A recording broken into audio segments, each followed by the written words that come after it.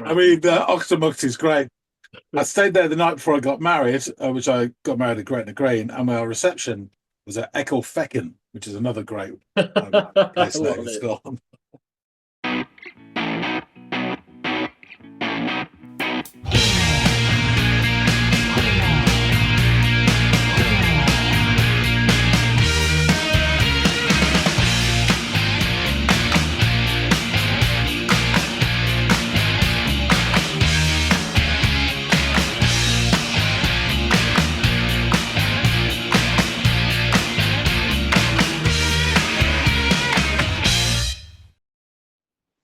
Hey, everybody out there. Welcome back to another episode of the Audiophiles. It's Andy, it's John, and it's time to dig into some music. So, John is going to be offering up something for me to go off and listen to. I'm going to do just that, and then we're going to come back and we're going to chop it up.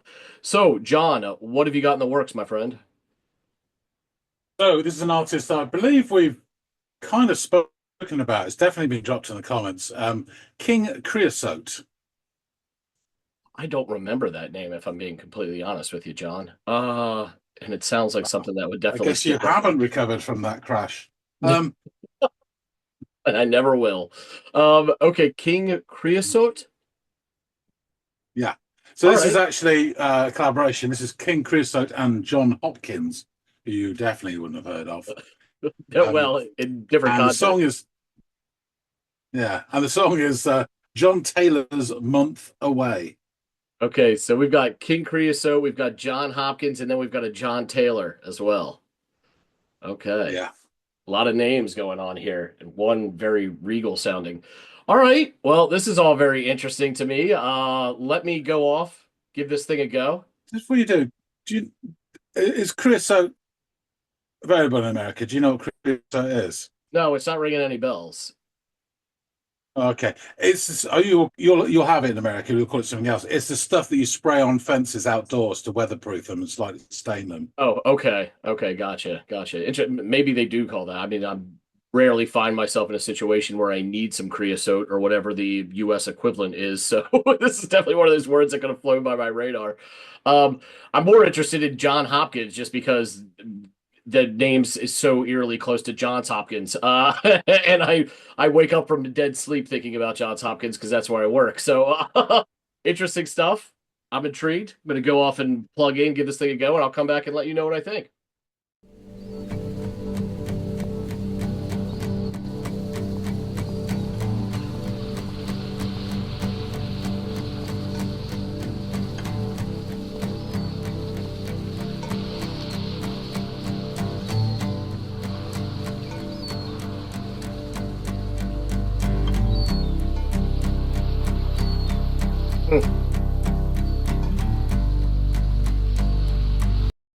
There is this tranquility to the sound. You get kind of these. Obviously, you get the guitar chords that are strumming along. They're direct, but they're light, and it just kind of gives you footing to progress through the song. And there is these, I should say, lovely patched in sounds that are quite natural and organic sounding. And it pairs really well with this image of like two men sitting by the shoreline, birds kind of chirping, and even the sounds. I don't know if it's my head playing tricks on me, but almost like water lapping and the breeze in the air. Yeah, it's very soothing in its own way, and it does have this sort of like organic sound to it. Um, that is lovely. So yeah, let's kind of see where it goes from here. But I'm already like it's already very much setting a mood and already painting pictures in my head. Um, Pictures akin to the one I'm looking at right now. So yeah, good stuff.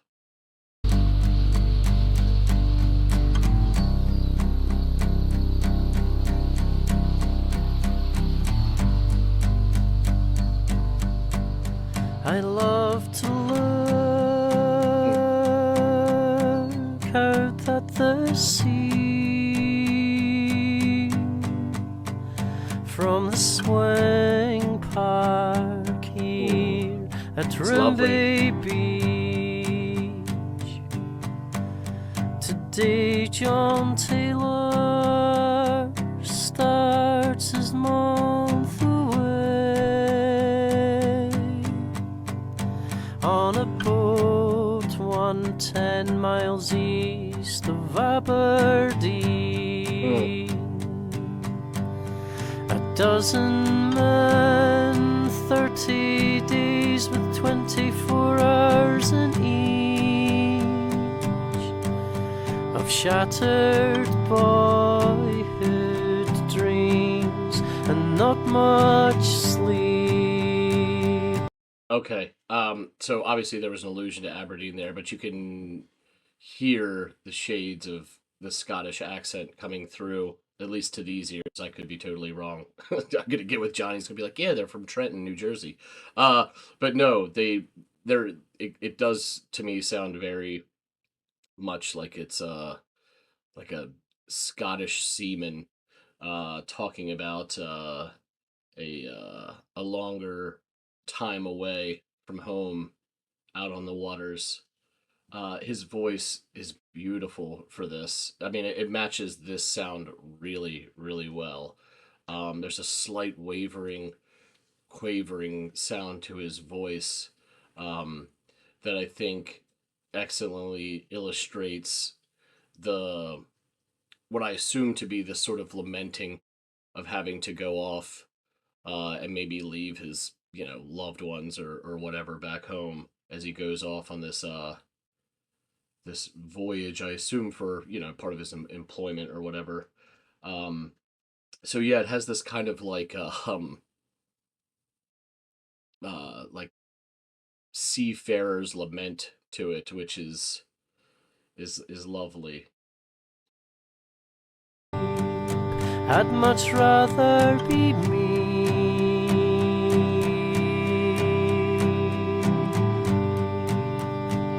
An accordion, just sustained. For once I'd much rather be me.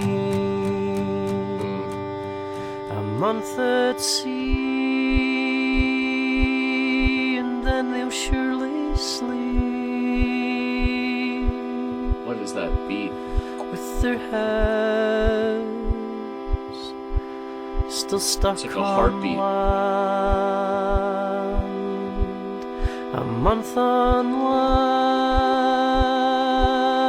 and then they'll surely dream Oh, that's so pretty.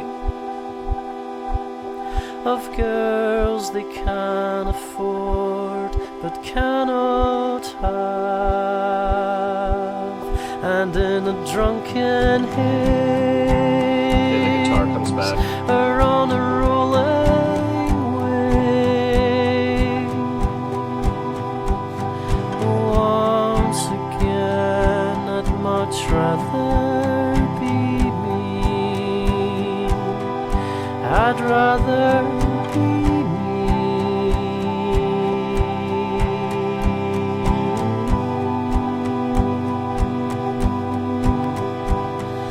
once again, I'd much rather be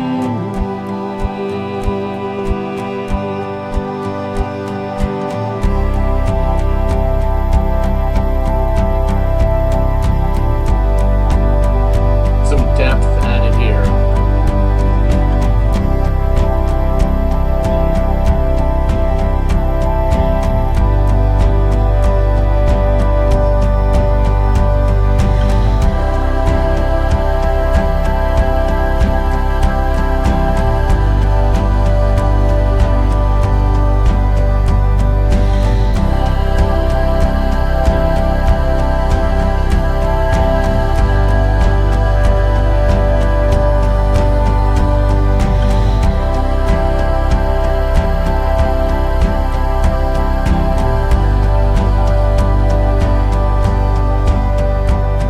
For once again, I'd much rather be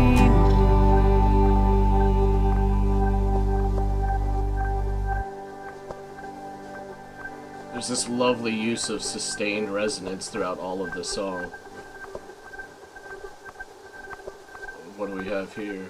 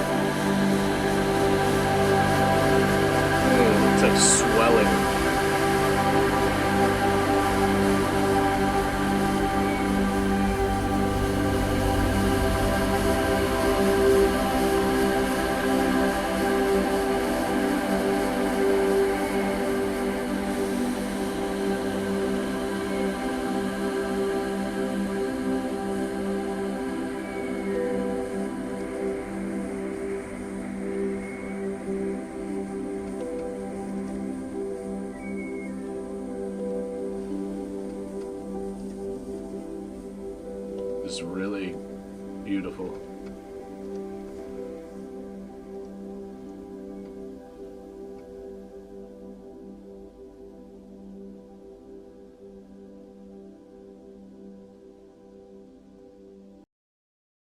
Mm.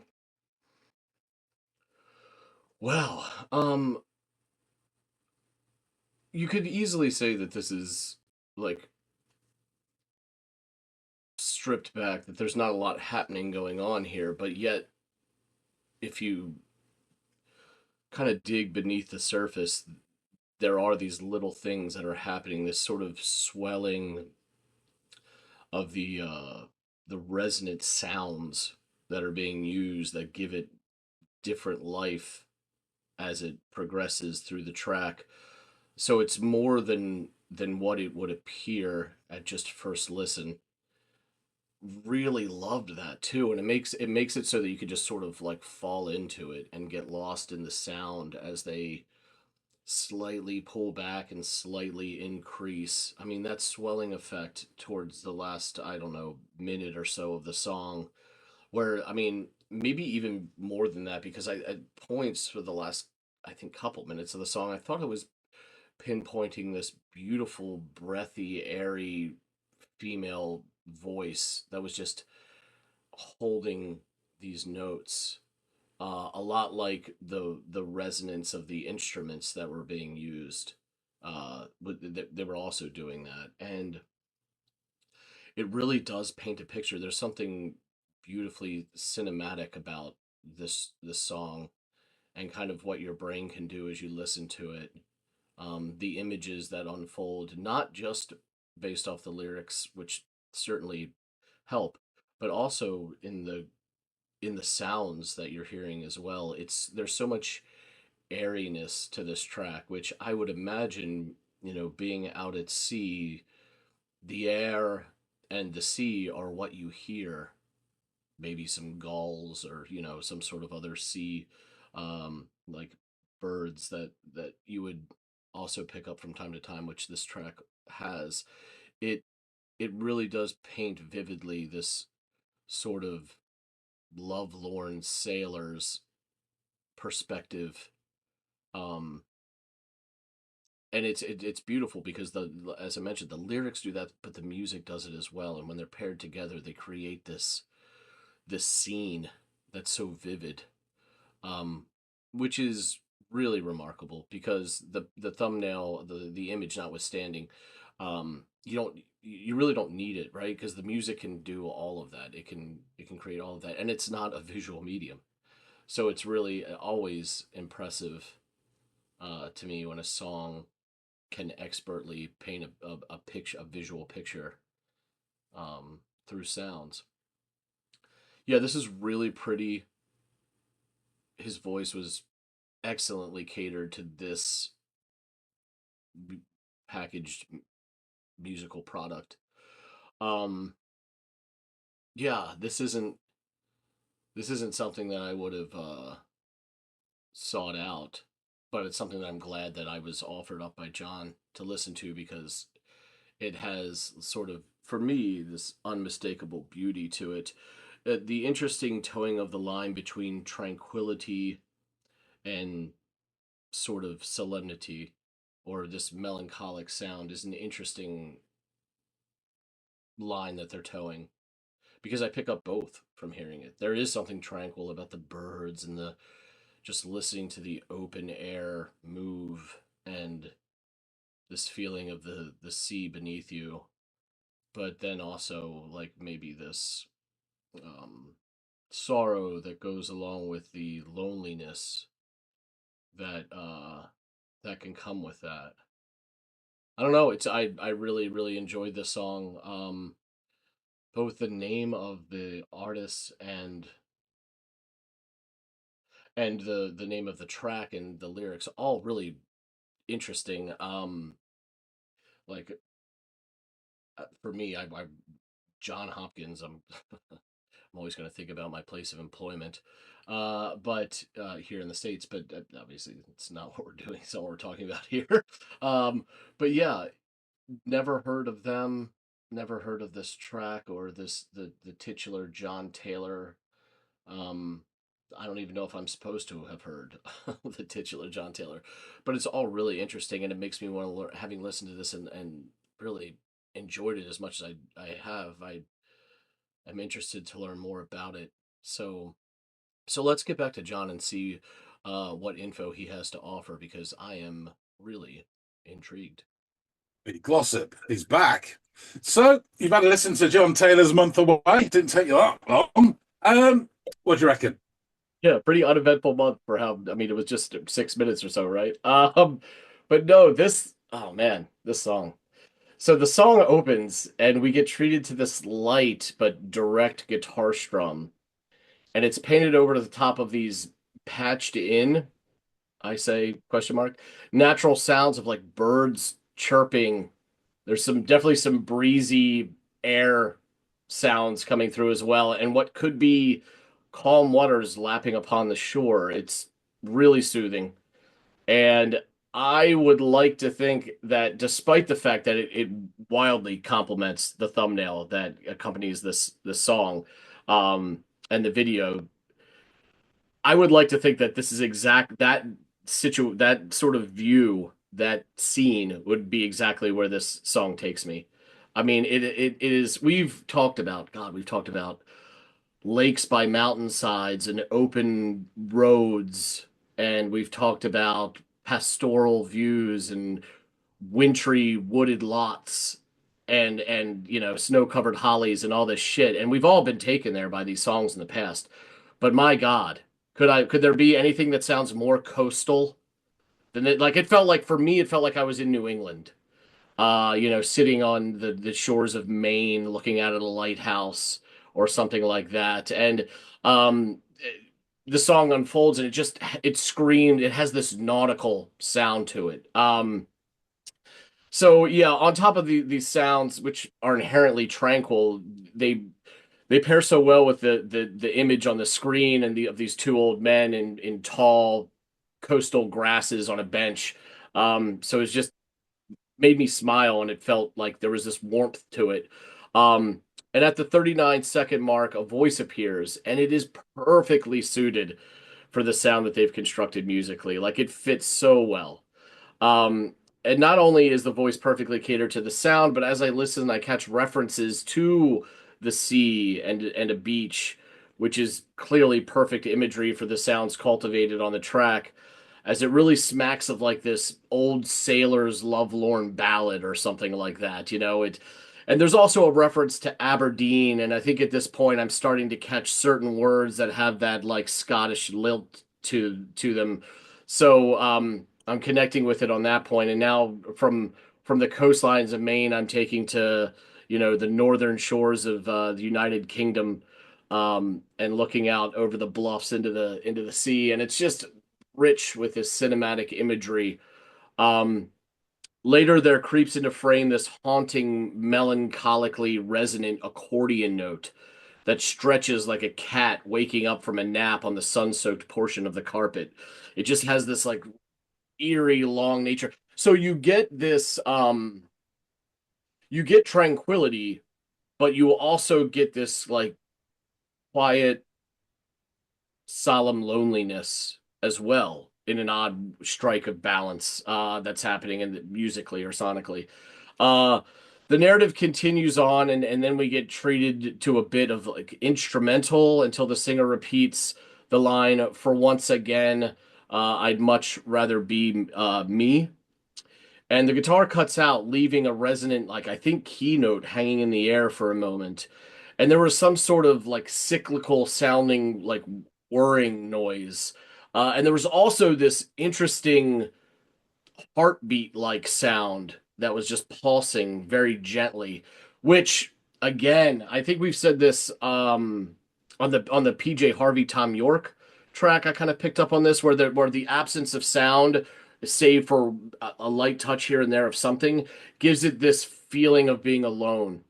And the idea of being able to hear your own heartbeat smacks of how quiet the rest of the world is.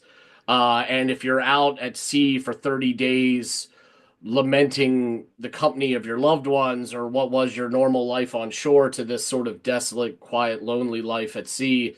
What an incredible light touch to add or inject into the song because it illustrates so well, I think, the feeling that they're going for with this track. So I loved that, as simple, so simple as it was.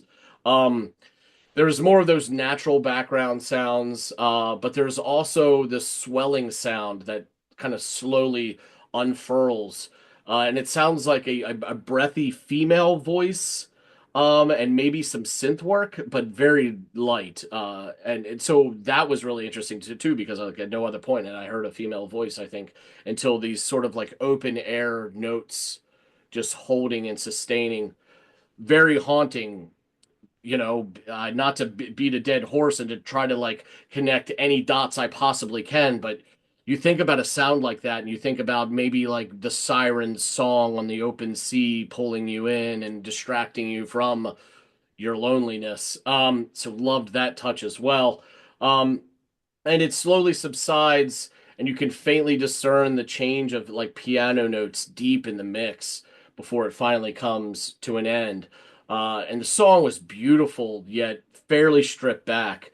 And my notes are relatively scant for a 6.5 minute song, but there isn't much to say about something so gently beautiful other than that is exactly what it is.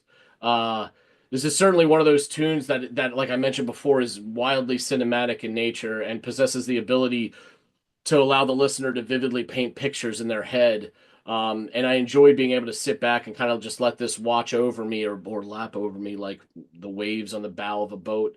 Uh, and we said at the beginning, I don't know jack shit about King Creosote or this John Hopkins or John Taylor's life at sea and his month away, but I really enjoyed this song. And if you had described it to me, I'd have been like, yeah, that sounds pretty good. But like listening to it, it's like a whole different ballgame. So I like this way more than I thought I would, even if it had been described to me beforehand. So yeah, tell me more about this track and the artist. You mentioned a collaboration, so I assume it's two different parties or people. Um, and this narrative about being away. I don't know if it's for, it's smacked more of merchant than military to me, like the reason to go off and set sail. But one thing that both those situations or hypotheticals probably have in common is this sense of kind of loneliness. In fact, probably more the merchant side, because at least with the military, you have your fellow sailors and comrades that you've trained with and all this stuff. This is merchant. It's you and maybe a couple other people out there, just trying to bring in the catch or working on an oil rig or something out there. Because I know there's some out in off of Scotland, right? So I don't really know. But it was there. I had this odd connection to it, even though I'd never lived a life like any that they're describing here. It's still wildly, there's so much humanity in this that it's hard not to connect to. So yeah, tell me more. Yeah, definitely. So I've heard of King Creosote loads, but shamefully, this is the only bit. Oh, I'm sorry, I've got his last album as well, but that's it. So I don't know a huge amount of him, so I did the research. Um, Kenny Anderson from Fife, Scotland, is known primarily by his stage name, King Creosote. Okay. He is an independent singer-songwriter and has released over 40 albums. After featuring in a few Scottish bands, Scooby Dub Orchestra and Cartoon Heroes, in 1995, Kenny Anderson launched the Fence record label, and he began recording albums under the name King Creosote. He dabbled with other record labels, but increasing frustration with the music industry, including a brief and unhappy dalliance with Warner Brothers.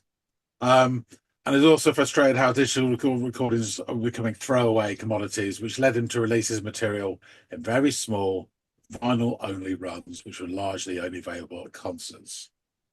However, in 2011, King Creosote released the album Diamond Mind in collaboration with Jon Hopkins.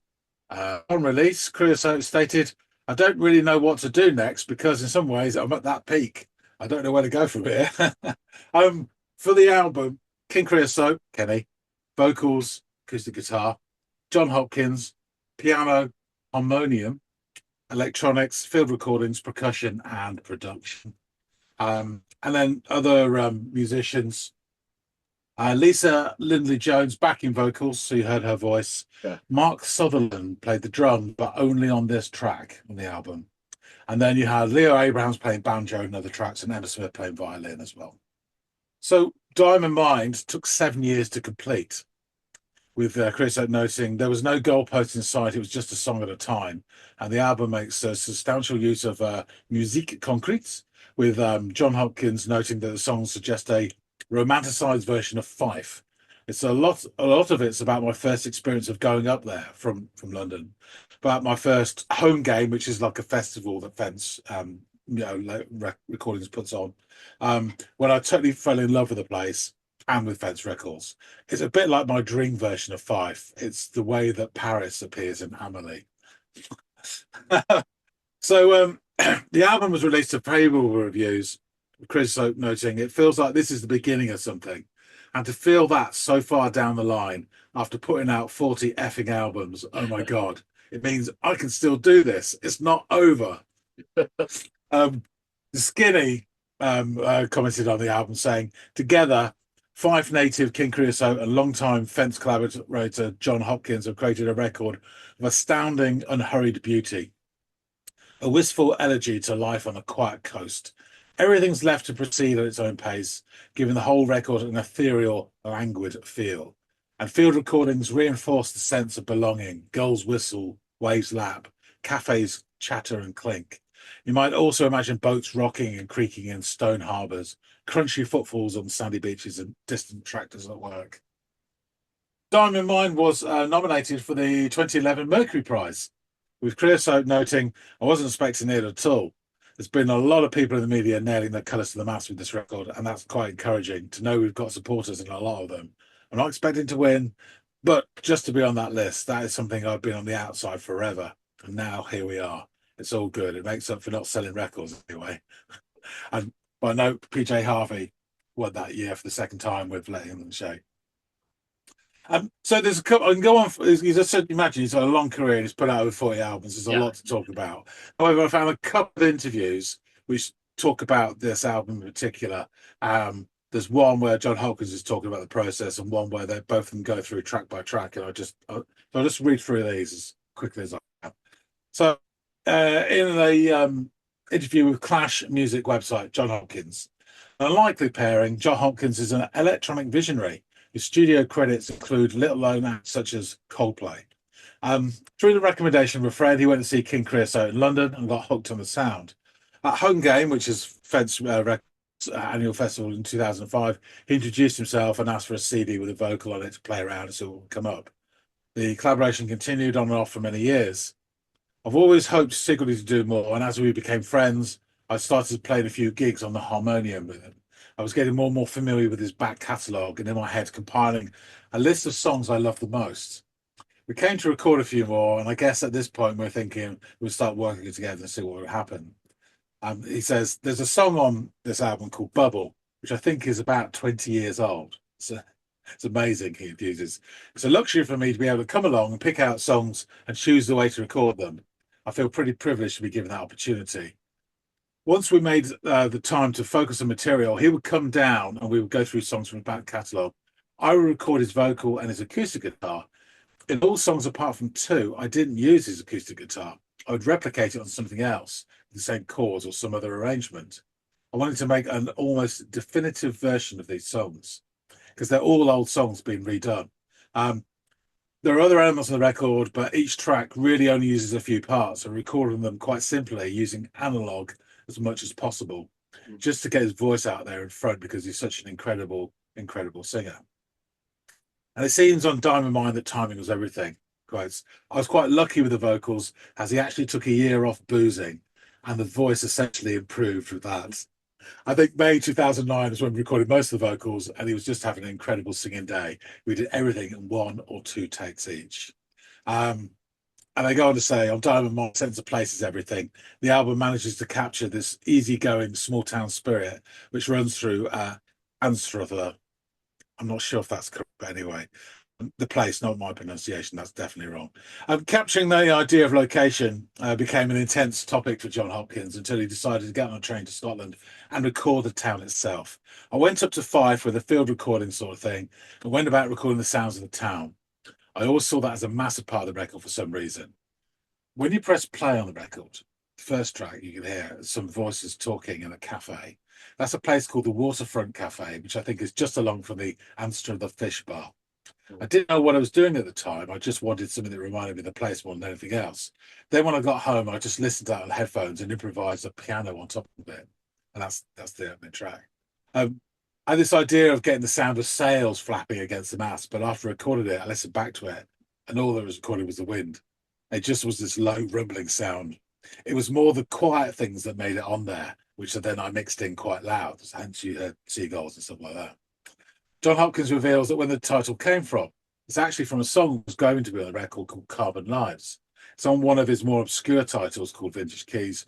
And the lyric that stuck in my mind a bit really. There's just something about that, like a cave of gems, this place where it requires a bit of work to get something out. And for an album which came together a period of over 7 years, that's kind of relevant. Also, the idea of going through his back catalogue and picking out different things and polishing it up, it just seemed to fit. So, Drown and Sound, I think at the time the album came out, they both did an interview and they went through every track. So this is what they say about this track. King, Creosote. I live in a small fishing village called Creosote in the northeast of Fife. It's a bit of a misnomer. Steadily growing second homes and retirement village would be more apt. And for years, I counted only 2 lights on during winter for the whole of the shore gate. And those belonged to me and my gran. There are a few fishermen in Creosote. One day I popped outside to discover I had a neighbour after all, sitting on the curb, coughing for Scotland, as Black Reek bellowed from his flat. He told me he'd fallen asleep pissed and set his couch alight with a cigarette end. We got talking, and within half an hour, he'd shattered every romantic notion I had of life at sea. Touring with a band had been periodically skid didn't seem such a bad deal after that. Jon Hopkins said, the sadness of the story and the beauty of Kenny's vocal melody meant the arrangement-wise, everything just suggested itself. I based the main part of the track around his acoustic guitar, a part of my harmonium, and then this big instrumental section kind of grew out of what was there. Following this, which I hear was the closest the record came to sound anything like a band, I really wanted to make the point that this album is no rush to grab you and force traditionally structured songs up your arse, but it was instead, in fact, something slower and much more of a complete experience instead of 7 hit songs in a row. A bit like a piece of antique furniture rather than something made of plastic. So rather than snappily wrapping up this track and starting a new one like I should have done, everything dies away apart from some dictaphone recorded seagulls. And then the waves of female vocals wash over you, taking ages to die away and allowing things to almost come to a complete standstill. Yeah. So that's quite interesting to hear them talk about it.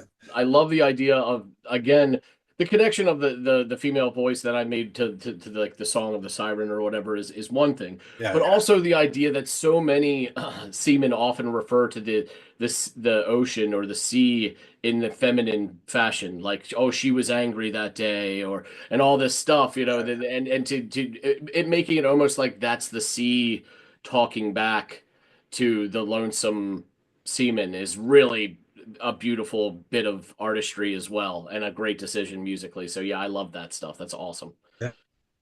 And of course, all boats are female as well. Yes, yeah, of course. All ships. Yeah. Okay, so the lyrics. I love to look out at the sea from the swing part here at Room Bay Beach. Today, John Taylor starts his month away on a boat 110 miles east of Aberdeen.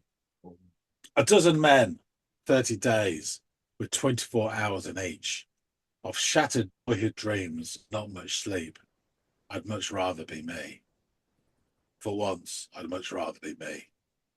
A month at sea, and then they'll surely sleep, with their heads still stuck on land. A month on land, and then they'll surely dream of girls they can afford but cannot have.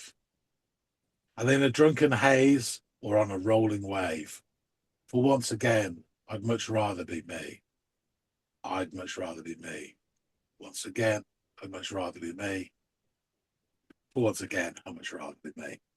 Just to note, Roon Bay Beach is probably along from Trail, which is on the coast down from St Andrews in Fife. My sister actually went to St Andrews University, and she lived not far from there in a place called Auchtermuchty, which is just along from Strathmiglo. And I just said that because I enjoy pronouncing both of those places. Yeah, I can see. I mean, Auchtermuchty is great. I stayed there the night before I got married, which I got married at Gretna Green, and our reception was at Ecclefechan, which is another great place name in Scotland.